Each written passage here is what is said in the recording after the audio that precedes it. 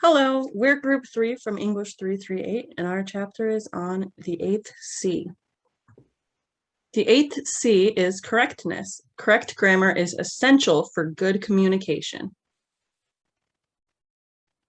Grammar language. Grammar language is defined as a terminology that describes how the English language works. There are 8 parts of speech, 3 types of clauses, 4 types of conjunctions, 10 uses for commas, 2 uses for semicolons, and 4 uses of colons. Remember, once the rules of grammar have become second nature, you no longer have to think about them. You just apply them. It's almost like breathing. The 8 parts of speech are nouns, verbs, conjunctions, pronouns, adverbs, interjections, adjectives, and prepositions. Sentences and clauses. A complete sentence is made up of the subject, a verb with an object, and a complete idea. There are 3 types of clauses: independent, subordinate or dependent, and relative. Independent clauses are full sentences that have been joined with other sentences. Subordinate or dependent clauses are clauses that begin with a subordinate conjunction. Relative clauses tell us more about a noun or a pronoun.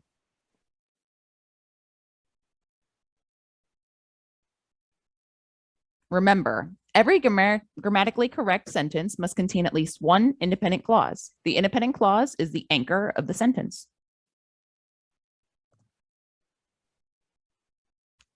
Relative clauses. Relative clauses can become complicated when you do not pay close attention. You need to keep in mind that they can be more complex than what you might think.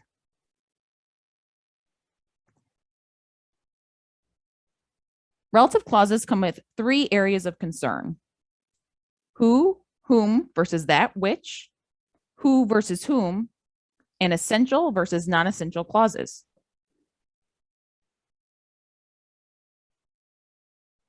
Who, whom versus that which. When you may be writing about people or maybe your favorite pets, you have to make sure that you are using who or whom. If you're writing about things, animals, or ideas, be sure to use that or which. Who versus whom. Now, I know that these 2 words are easily misused, so we're going to try our best here to clear this confusion up. So when the relative pronoun is the subject of the relative clause, you're going to use who. For example, the manager who ran the store was proficient. In this example, the relative pronoun who is the subject of the relative clause.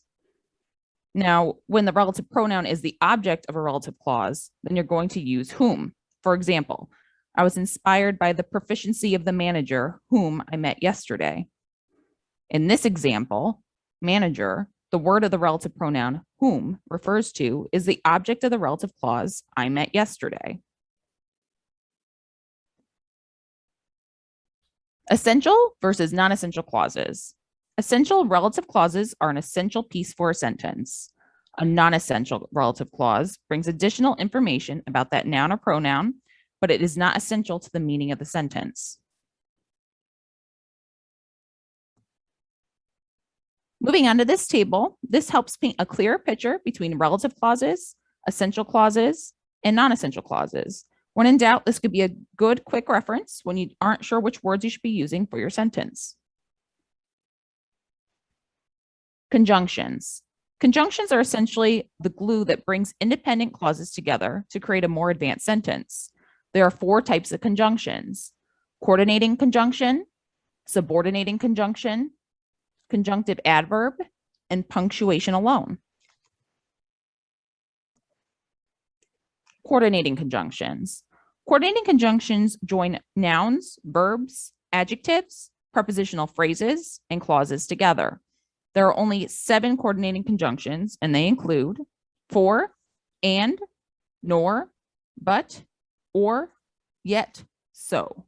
An easy way to remember them is by the acronym FAMBOYS. Subordinating conjunctions. Another name for a subordinating conjunction is called a dependent clause. Subordinating conjunctions make the idea of the clause incomplete. If you feel like there's something missing, it is probably a subordinating conjunction.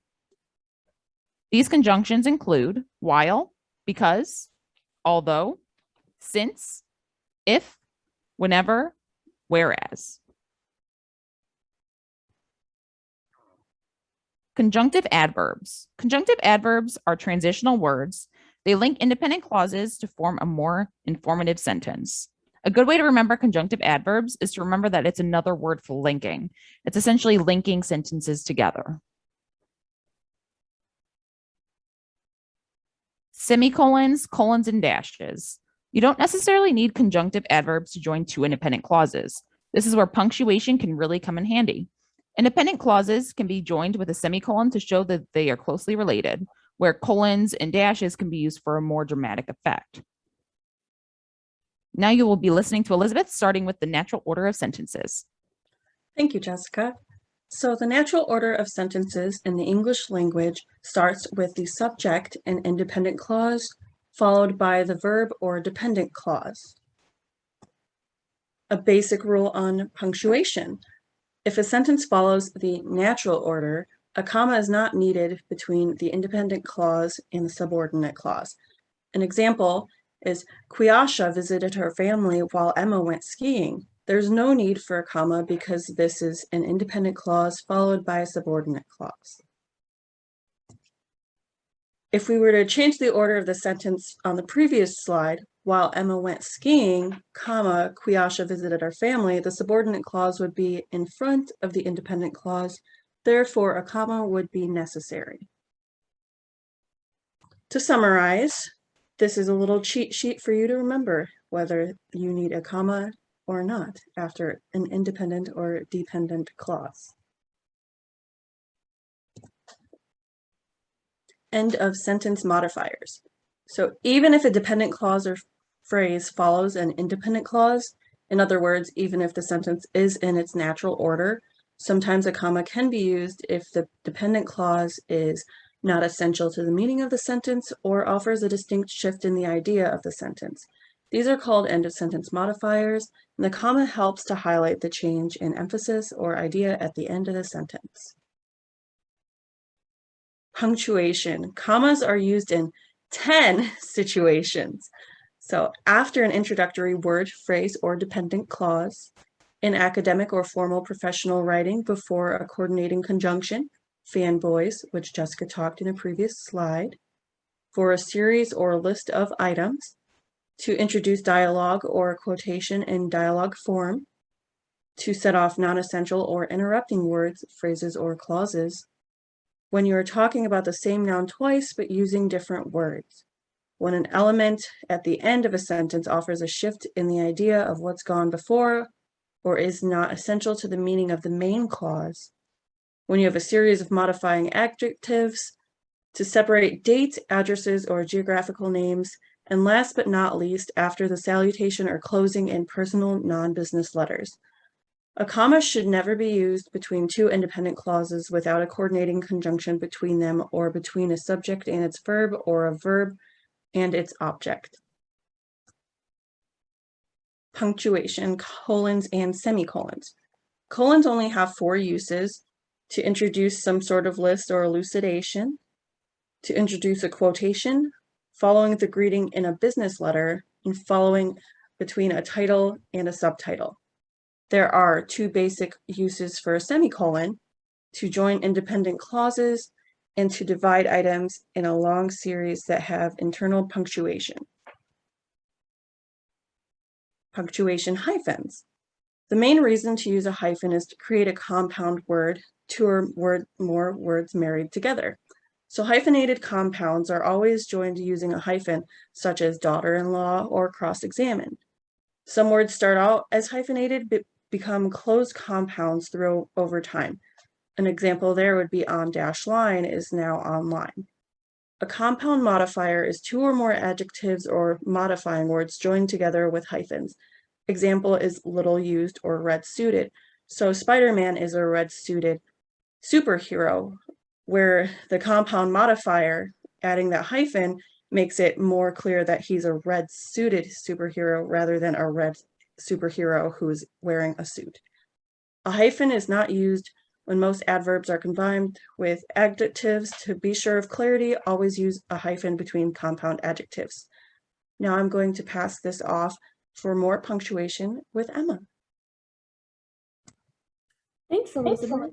So now we'll be covering punctuation with regards to quotation marks. So quotation marks are usually used to identify dialogue, although they can sometimes be used to emphasize irony or satire on a particular word. This use of quotation marks is called scare quotes. For example, the politician droned on about the importance of welfare. Quotations can be used to both identify dialogue and express a certain amount of satire on a certain word.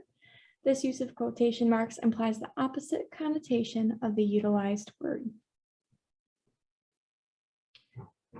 Periods and commas almost always go on the inside of quotation marks. Semicolons and colons almost always go on the outside of the quotation marks. So for example, according to NASA, it is imperative that we keep calm. Thank goodness somebody told me.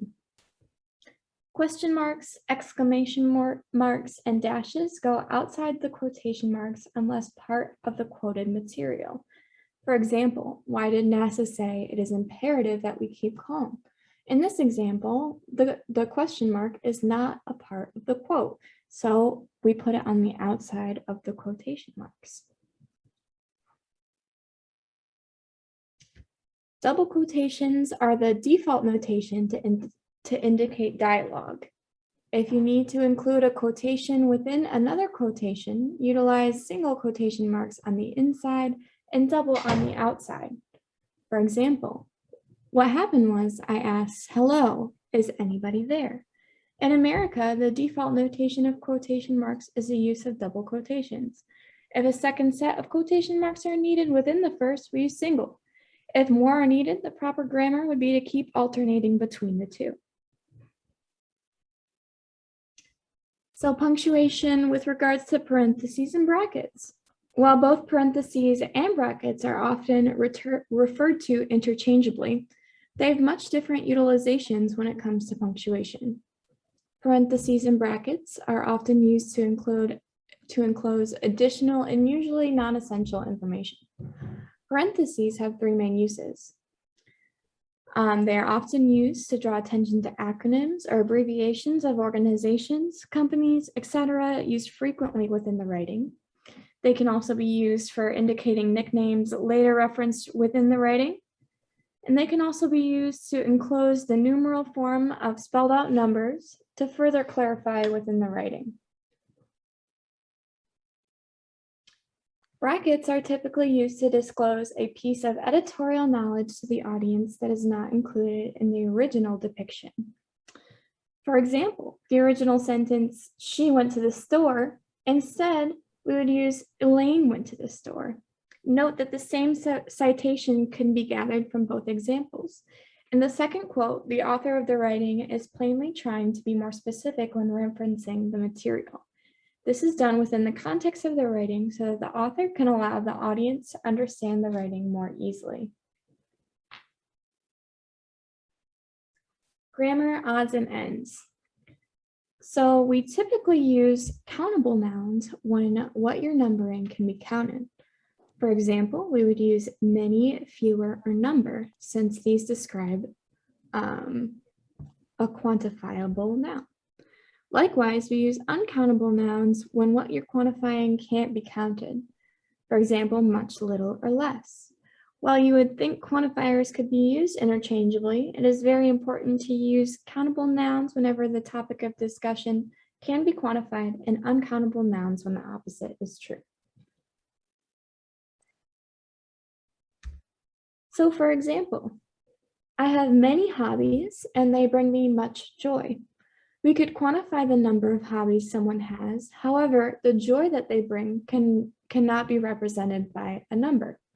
It is important to note while saying the opposite, I have much hobbies and they bring me many joy, the point of the sentence has still been communicated. However, when you think about the context of the sentence, it doesn't make much sense. So, in conclusion, in a business setting, it is important to demonstrate the 8 C's in order to effectively communicate the author's ultimate purpose. Grammatically correct writing is also writing that is clear, cohesive, complete, concrete and specific, courteous, as well as concise. Proper grammar within a body of professional writing is of utmost importance when trying to clarify and prove a point. The 8 C's will allow your audience to take your project more seriously, which will ultimately allow the speaker to be successful on his or her professional endeavors. And then here is our works cited. We are group 3 doing the chapter on the 8th C, and we thank you.